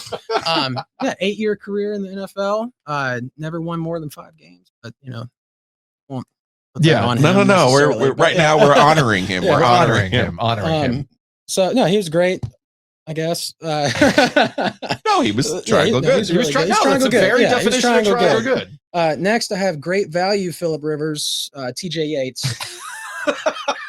I didn't realize how similar they kind of look. He's just knockoff. I was like, where is this picture of Phillip from? I was like, when did Phillip get a crazy haircut? Yeah, like what's up with that cut? I've never seen that. I'm like, oh, wait a minute. Yeah, that is TJ Yates. And I was looking into him a little more, and because I remember all my Carolina friends were like, yeah, TJ Yates the best. He's awesome. He's gonna kick your ass, all that sort of stuff. He got on the. I mean, back when everybody was obsessing over QBU and State putting guys in the NFL, TJ Yates, I think at that time, was like the first Carolina quarterback in a hot minute to actually get an NFL start. Yeah. So anyway. Well, he only threw for more touchdowns than interceptions, I think, once in his career, maybe. Okay. And Gotcha. 0 for 4 against NC State as well. When when everyone was gone in 2010, TJ was still there. He was a great leader. Mhm. He had a great year in 2010 with losing Greg Little, not having all of his guys. He really made do. He was the one guy at that whole school, including Holden Thorpe, including Dick Bador, including the coach, who stood up and talked every time. Yeah. Every time, man. And never Never once was like, hey, do we have to do this? Never once was like, oh, I don't want to talk about. And never once that year said, hey, we would be really good right now if we had Greg, if we had Robert Quinn, if we had Marvin Austin. Never once. That guy was pure class and is truly one of my favorite players that I've ever covered and never dealt with. Had a solid NFL career. That's he's coaching now. He's doing really well. Now is that like okay? I see the last guy. It's for the content. Okay, I needed to get Giglio fired and up. I'm like that. Whereas I saw a great value Temu version Phillip Rivers there. Is that Ryan Finley you've got as the last spot? It is. Did you do this with the intention of triggering Giglio? A little bit, yeah. Okay. See how he set me up there with literally my favorite quarterback. I know, you're serious, like, oh, TJ, what a dude. What a guy. And then now to your arch nemesis, Ryan Finley, Joe. Yeah. So why Ryan Finley? I always considered Ryan Finley a counting stats QB at NC State, but he never did anything that wowed you. That's what I he's like exactly what I thought of. As Triangle Good. Yeah, okay. He's like, he's fair. I don't know, he's good. That's fair. Never could get us over the hump. But see, our exercise for Triangle Good really was ill. And I do think if we're talking about Phillip Rivers is the quintessential Triangle Good quarterback in that here's this guy who goes on to have an NFL Hall of Fame career. He was at the time, turn of the century into, as we transition to what we consider modern football, dude put up numbers. He was that dude. Okay. And despite it all, 11-3 Gator Bowl win is like the pinnacle of it. So that's what but I could see where your mental exercise would bring you to Ryan Finley, a heralded guy who comes in and you just kind of go, yeah, he was fine. Yeah. 8-5. It's okay. Move on next year. Another 8-5. Another 8-5. I mean, he might actually a lot of good counting stats. Yeah, he might be. You know what? Ryan Finley might be the yin to the yang of what really is Triangle Good. I was kind of shooting for like 4th, 5th round NFL draft pick quarterbacks, I think. When I put this together. So now, was Ryan Finley a byproduct of the offensive coordinator at the time? Well, first of all, both Eli Drakowitz and Dave Doran owe Ryan Finley a lot of money. This is true. A lot of money. This is true. They are not in the positions they are today without Ryan Finley, saving them in 16, and then the 2 seasons in 17 and 18 they go 9-4. That's number one.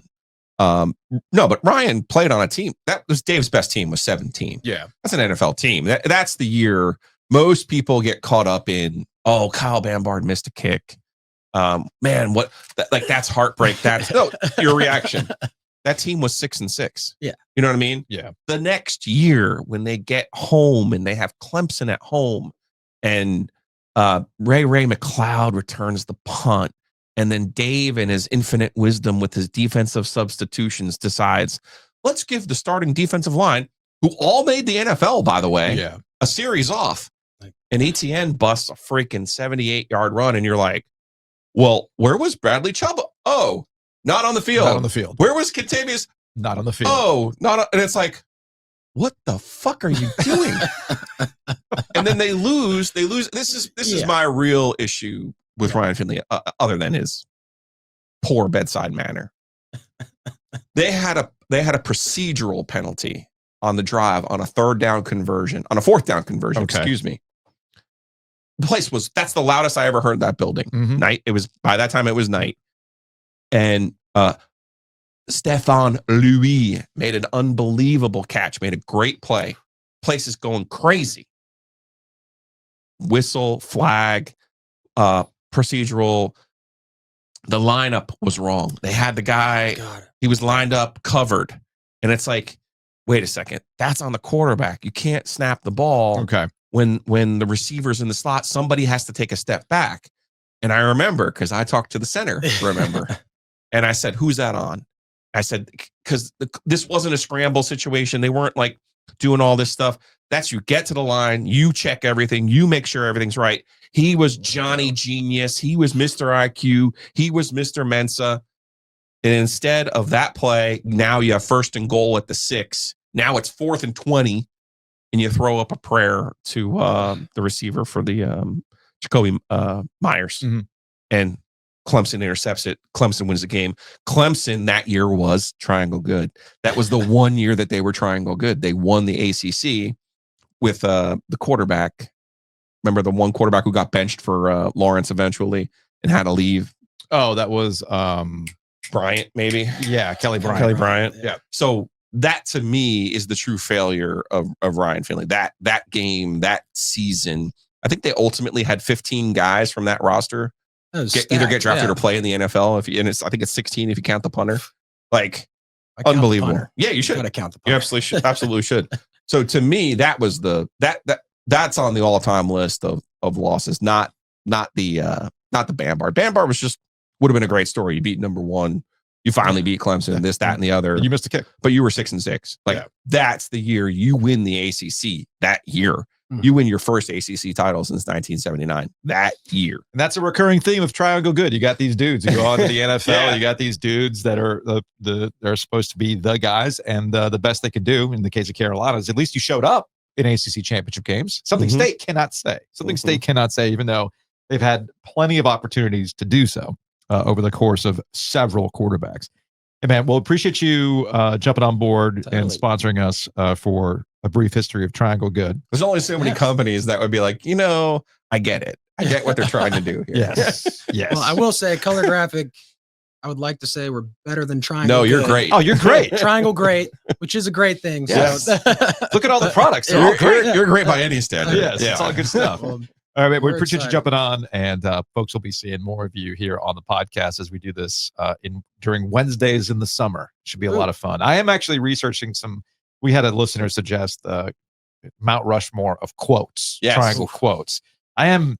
There's some good ones. I am in Some search good of the quote. I'm still looking. I've actually started to connect with some The of right my people. some of my former colleagues to see if it's hanging on a thumb drive or something like that. Is there a text to a certain There might be a text to a certain somebody. who- right-hander? Yeah. Yes. that would That's just bullpen. give me an excuse to binge watch Chuck Amato videos on YouTube. Now wait a second. You Scour did find the Oh, throw this- god picture. Yeah. Maybe we got to put I Glenn know, on get the Glenn on the job. research here, right? All right. But what I yeah, can. happy Thanksgiving might show up on the Mount got to. Rushmore. I mean, there could just be a Mount Rushmore of Of Chuck Chuck. Amato quotes. Yeah, If we're there's being- very if we're little being doubt honest. about that. Without a I doubt. love it. All right, Glenn. Thanks, man. Appreciate it.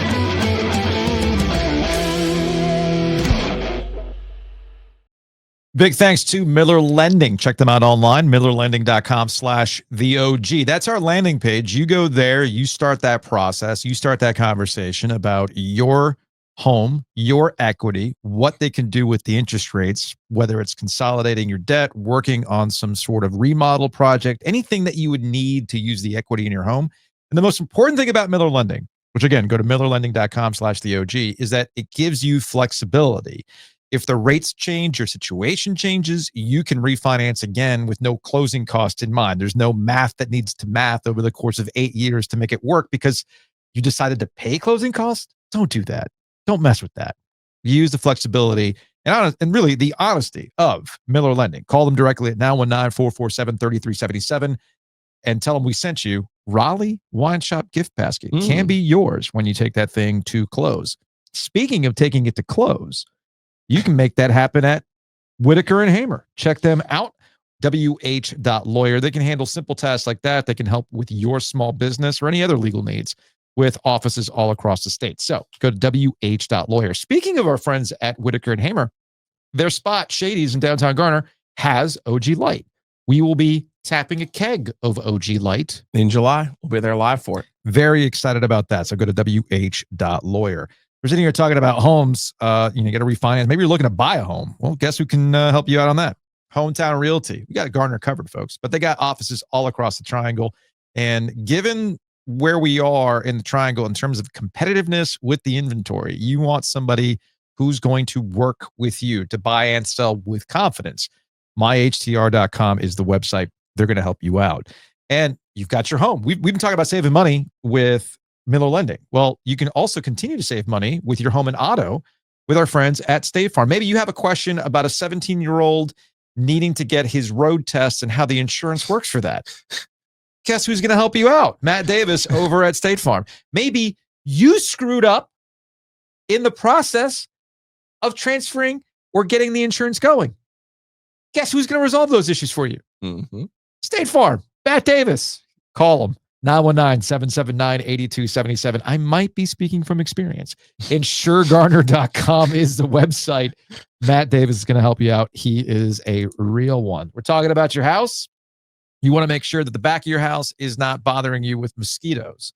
Mosquito Authority, Pest Authority. It is prime time. We've had a very rainy start to the summer, which also means prime breeding for mosquitoes. Joe?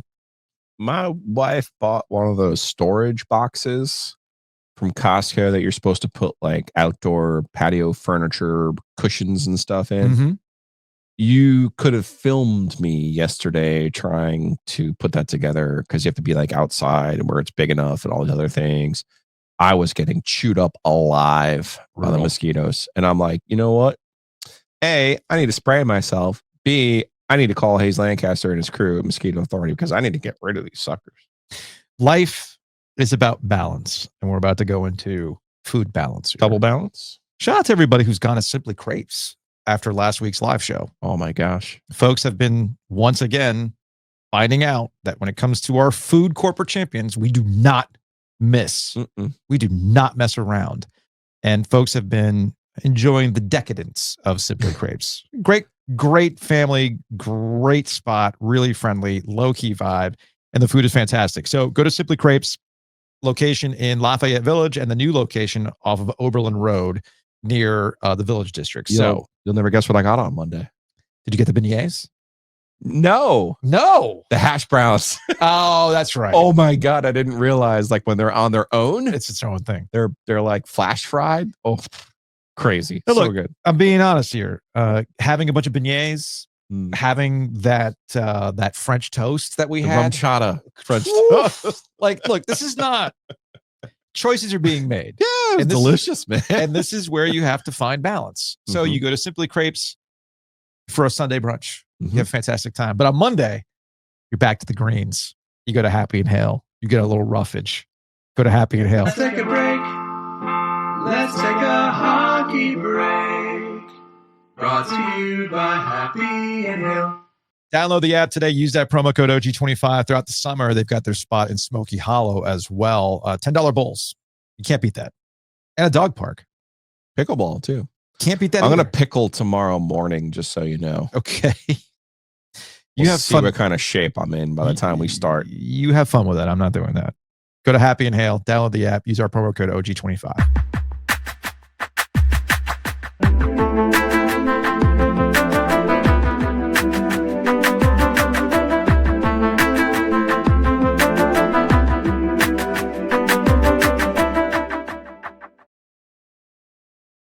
We put the call out for the OG Sports phone as it relates to the Mount Rushmore of Triangle Good quarterbacks. Let's get to it, shall we? Let's go to the OG Sports phone and see what we've 919-444-2211. Call the OG Sports phone and curse or don't. All right, let's start with a call from a now and now. Gentlemen, just heard Mount Rushmore season starting up. Best quarterbacks of Triangle since 2000. I don't know if y'all are trolling. We could obviously Phillips the one, but we can start from second and go there. I think pound for pound, the best quarterback since 2000 from the Triangle teams. Guy was a gunslinger. You talk about Brett Favre gunslinger. This guy made Brett Favre blush. Pound for pound, best quarterback in the Triangle past 25 years is Harrison Beck. Guy can throw the ball 100 miles and 100 miles an hour. I've never seen a guy throw 5 picks and then confidently go out there and sling it just about as hard as he could for that 6th pick. They don't make quarterbacks like that anymore. Harrison Beck. My number 1B, Phillip Rivers 1A. Y'all be good. The throw god. Let's go to a 336. Hey guys, this is Andrew from Kernsville. So I just had to call in on the Triangle Good thing for our Mount Rushmore quarterbacks, and so these are my picks.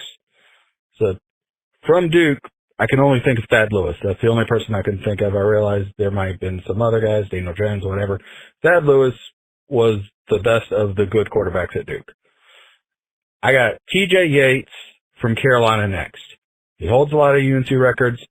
Notably, he also holds the records for most interceptions all time at Carolina. I don't think that's ever going to be broken. Also, he was winless against State. So good for him. He should be on there. Third, I'm going to go with a Frankenstein monster of Mike Glennon - Russell Wilson. It's the Tom O'Brien era. It's what Triangle Good is, because Tom was Triangle Good. It was just, we're okay. We're okay. 8 wins, 9 wins. You're not going to get higher than that. And that is what Mike Glennon and Russell Wilson were at that time, especially with the transfer fiasco that happened there. Then last person, I'm going to put someone who I thought had a whole lot of potential, actually did pretty good at Carolina, and now it's Sam Howell. Had a lot of talent, was pretty good overall. That's my 4-5 for this. Thanks, guys. Enjoy your show. Bye. I think it was Bart on Blue Sky who pointed out that coming up with a Mount Rushmore of triangle quarterbacks is the equivalent of going to an Italian restaurant and they give you 5 breadsticks for a table of 4. I cannot think of a more accurate description, especially as we were going through some of the quarterbacks that call just gave us. Let's go to a 919. Hey, Joe and Joe, calling in on the CFP auto bid hotline here. Long-time listener, long-time viewer. Going back to listen to 850 The Buzz on the morning as a kid, or looking at Giglio's yellow pads in college. So appreciate both of you. And I could not resist the temptation to call in on the topic of the Mount Rushmore of Triangle Good quarterbacks. So I want to submit one for Duke, one for UNC, and one for NC State. I'll keep this first call just to Duke to keep them going on too long. But when I talk about Duke, or when I think about Duke, I'll start with who it's not. It's not Malik Murphy. It is also not Thad Lewis. And it is not Daniel Jones. It's actually Anthony Boone. Now, some of the viewers might hear that name and go, who is Anthony Boone? I don't really know that guy. They might be looking at the stats and they don't really jump off the page. But he's one of those guys where you had to be there to see it happen. He made all the key plays, picked up the right first down, and always kept the drives alive. And that's why he is on here. He is Teddy Bridgewater before Teddy Bridgewater. He is the Andre Iguodala of picking up 3rd and 7. Like, if I've got 3rd and 7, I don't want Tom Brady. I want Anthony Boone. He wasn't going to throw for 300 yards, but he was going to win the game. He's going to keep the defense off the field, or keep his defense off the field. He's going to get first downs and play winning football, right? When you talk about winning, before Anthony Boone got there, Duke was winning 20% of their games. So like from 2000 to 2012.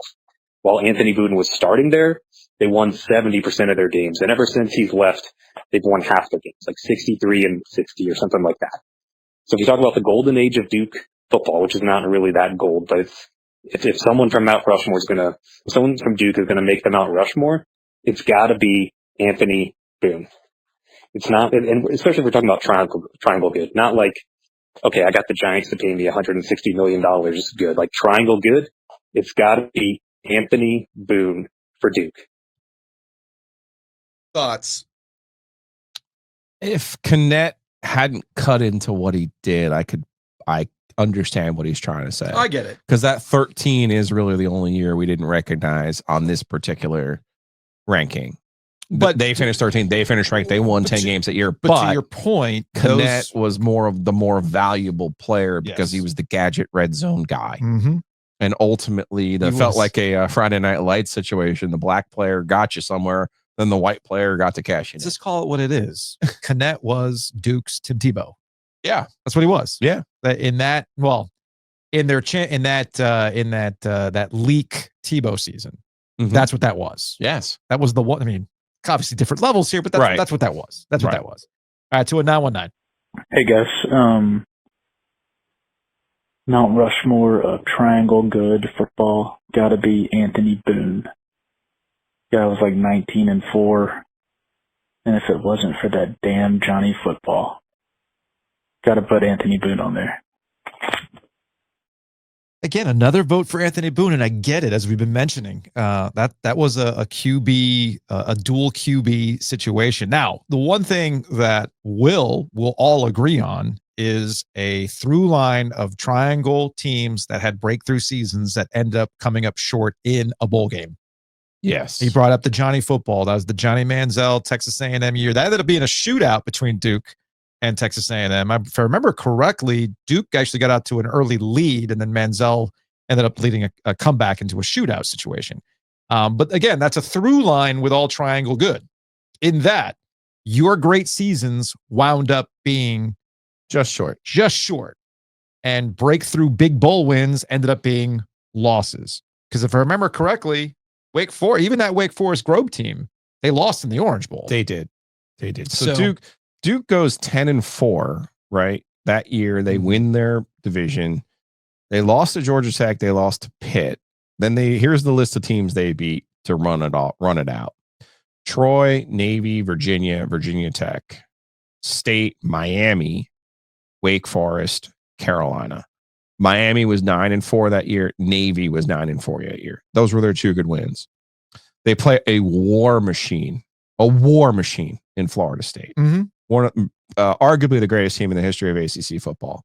They lost 45-7 in Charlotte. As you often say, the game wasn't that lopsided for the first half. Okay. But then they played Johnny football in the Peach Bowl before it became a major bowl. And they lose 52-48 in a game that they probably should have won. They should have won that game. I'm sure Johnny was coked out and, did his whole thing the night before, as he liked to do.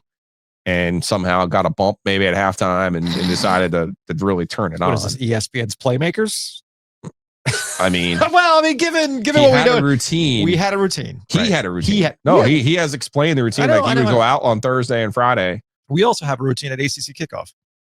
Right. We all got to do what we got to do. Not that, though. No, definitely not that. So they lose that game in Texas A&M when Texas A&M was running hot. And then, of course, Cutcliffe makes a total and complete fool out of himself in the Sports Illustrated article for Manziel being ready for the draft and all these things about what a player he's going to be in the NFL, not knowing that he had the substance abuse problems that he had and the lack of studying problems that he had.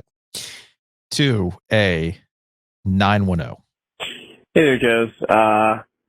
I just wanted to chime in on the Mount Rushmore of triangle quarterbacks. I'm going to go ahead and give mine out. My criteria, you got to have thrown for over 10,000 yards. That's just a requirement.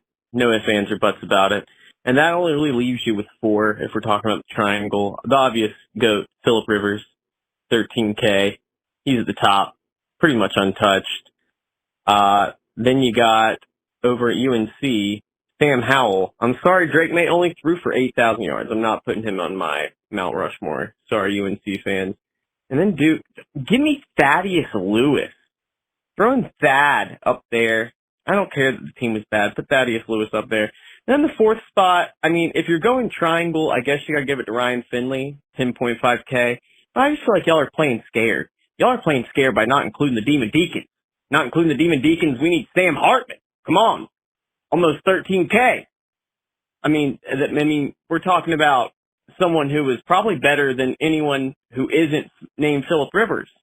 And God forbid we expand 2.5 hours west and include Sam Hartman, who obviously deserves his spot. So there you go. If you're talking true Tobacco Road, Sam Hartman's up there. We're dropping Ryan Finley. But if we're just doing triangle, Ryan Finley comes in there. So there you go. That's my take on the Mount Rushmore of triangle, even though it should be Tobacco Road quarterbacks. Another Ryan Finley vote. I mean, I get the criteria, as we talked about with Glenn, regarding triangle good and why Ryan Finley would come into that conversation. Wait a second. Are we misremembering Riley Skinner? Are we misremembering Riley Skinner? Yeah. What do you mean? Was Sam Swank the best player on that team? No. He never threw for more than 13 touchdowns. In 09, he threw for 25 touchdowns, apparently. Okay. But this is weird. This doesn't look right.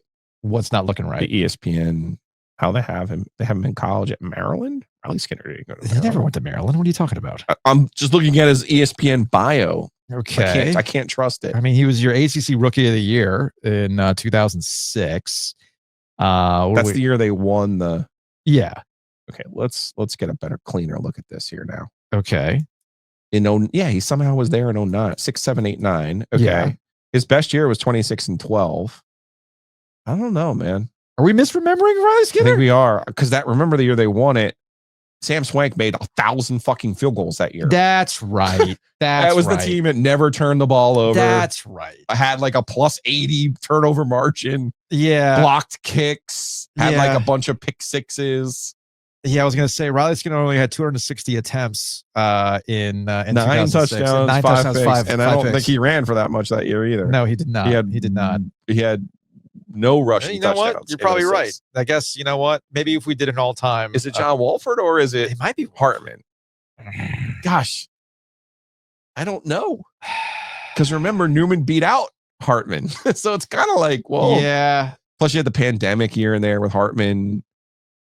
He left. I think it's Walford. Walford got his brains beat in. Remember, his first year was 16, I think, as a starter. Yeah. And State sent him to the hospital.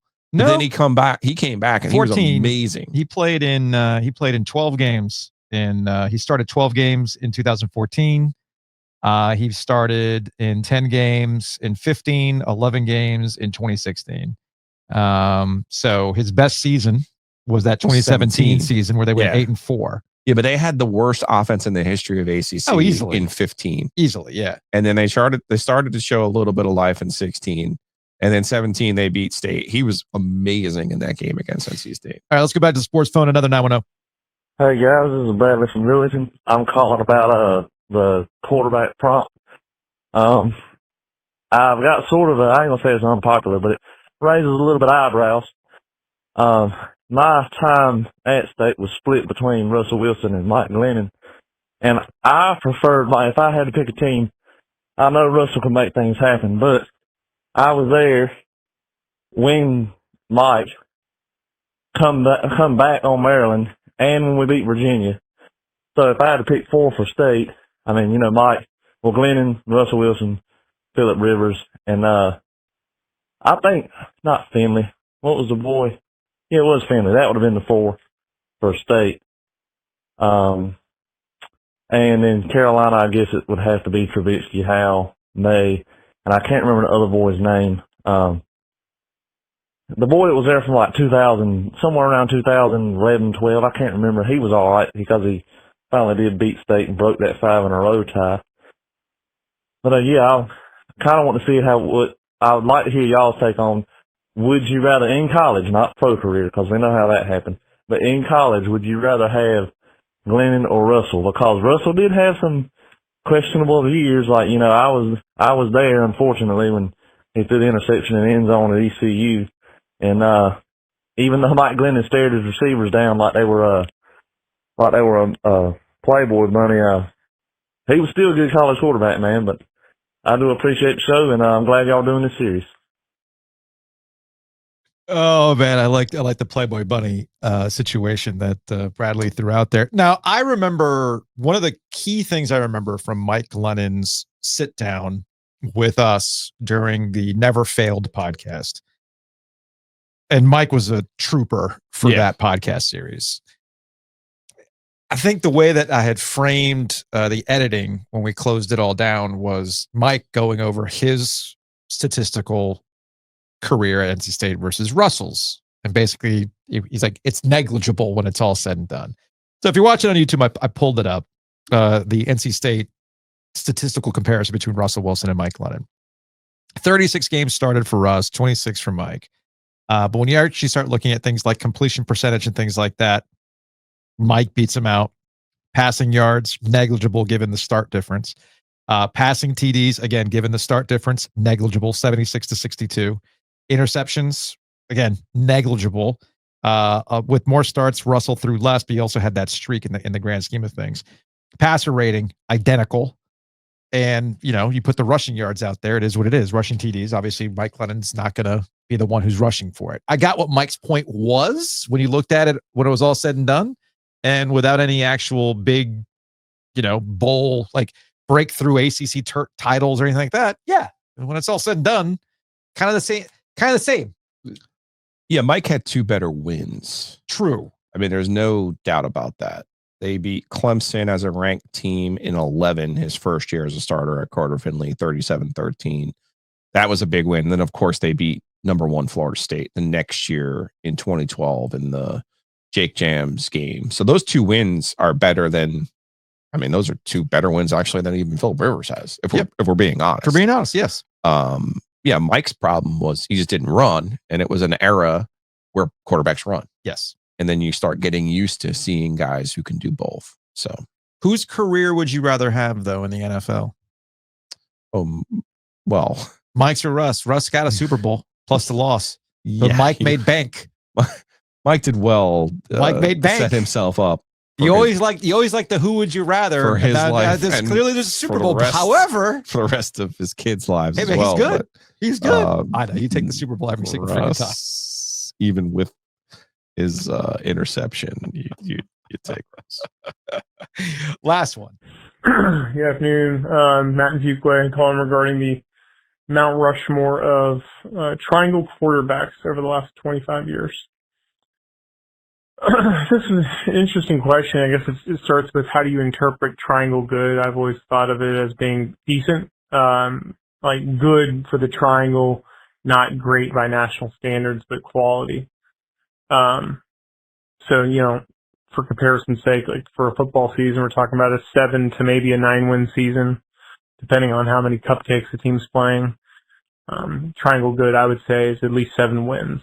And so we're talking about pretty good quarterbacks, over 25 years. And I've thought through this, and I want to, 2 players who are a point of contention for me. I would say Philip Rivers and Russell Wilson do not apply here. I would also say the same for Drake May and also Sam Howell. All of them were legitimately good quarterbacks. I think it's arguable whether Daniel Jones is within that group as well.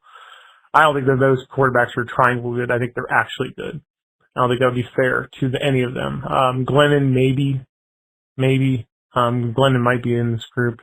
But I'm going to go with guys who I think were just truly mediocre. At least in my opinion. And I'd start with TJ Yates as the definition of triangle good, who was hated by his own fan base, was actually decent, but was okay. I'd also say Darian Durant. I think may have left the school as a touchdown leader. He was a quality quarterback, not great. But pretty good. At NC State, I'd say maybe Jacoby Brissett and maybe Ryan Finley, probably Ryan Finley as well. And you probably could list damn near every one of the Duke quarterbacks during that time other than Daniel Jones. Maybe Thad Lewis. He was good for Duke, but let's be real. He was a pretty mediocre quarterback, for being honest. So that's my list. TJ Yates, Darian Durant, Jacoby Brissett, or Ryan Finley, and Thad Lewis. Feel free to switch any of those out, but that's my 4. Phil Rivers, Russell Wilson, Drake May, and Sam Howell absolutely are not on this list. That would be absurd to them. I think Mike Glennon, I think Mike Glennon also, I think it would be unfair to him, but maybe he could be on this list as well. But I feel confident in my 4. Love the show, guys. Stay beautiful, stay gorgeous, stay handsome. Peace. We'll try to stay handsome. The one, Darian Durant's a nice poll. The one guy I wish didn't have those first 2 years in the 90s was Ronald Curry, because that was the true Prince who was promised. The true. I'll leave you with. I remember him playing in the Bob Gibbons tournament, and Bob Gibbons was like, he's the best point guard of the last 50 years, and he's the best quarterback in high school football. Yeah. He's this. And I remember Tim Stevens writing this story about him, and I remember people just salivating over Ronald Curry. I'll leave you with this. It was before I started working at 850 The Buzz, and I was just a college student listening to Adam Gold. And I'll never forget driving around. I think I was leaving class, going back to my parents' house for dinner or something like that. And Adam had the audacity to say on a radio program that Ronald Curry was going to win Not one Heisman, but 2. Yeah, folks. That is Triangle Sports. We hyperventilate a lot when it comes to football. And what does it get us? We did okay. Gets us to 157 and 156. And trust me, every time Adam would bring up, I called the whole Red Sox coming back on the Yankees. Yeah, you also said Ron Curry was going to win 2 Heismans. How's that working out for you? Anyway. Yes, wrapping it up for us, but let's have a little prompt here for next Wednesday. Because next Wednesday is not going to be enough. We're not going to have enough time. I mean, we're over 90 minutes I today. know. I'm telling you, next Wednesday is going to be an all-time knockdown drag out. And that is? The top 10 losses of this century. They are not sports specific. I promise you they will not be all NC State. Right. I promise you there will be stakes involved in most of the losses. So to be clear on the top 10 Triangle Sports losses, we are talking about not embarrassing ones, but ones that stick with you. Yeah, these are the take them to your grave kind of losses. There's going to be 10. We're going to have a legitimately hard time not making them all 10 NC State losses. Should I go into ChatGPT that did such a great job with the Mount Rushmore to do a trophy of Mike Krzyzewski? No, that's not fair to him. Are you sure? Because we're talking about the worst losses. I know, but I'm just saying that's not fair to him. Okay. Even though they might be the top 2 spots. Because our guy Elliot Amick literally got bit by a snake, man. Come on. Fair point. Then had to watch Coastal Carolina win the national title after they shouldn't even have gotten out of the Raleigh Regional. Yeah, there's that too. Man, the top 10 losses. So there's your prompt. There's your prompt. Because there's an argument to be made. Carolina lost one of the most memorable losses in the history of the NCAA tournament. I can make an argument it doesn't even belong on the list. Why not? Of the top 10 in our area. Top 10 losses. That's of your the prompt. last Call 25 years. Make your case. Call. I want your stories too of where you were and how you never drank that beer again, or never went back to that restaurant, or never wore that shirt again because you were wearing it when Chris Jenkins hit his shot. Or I want all of those stories next week. Call it. 919-444-2211. Call the OG Sports phone and curse or don't. All right, we will see y'all for an OG live start. Are we anywhere tomorrow? We're here. We're here. Home base. Okay, home base tomorrow. Might crack open an OG light while we're at it. We'll see you for an OG live 2:00 on YouTube on Thursday.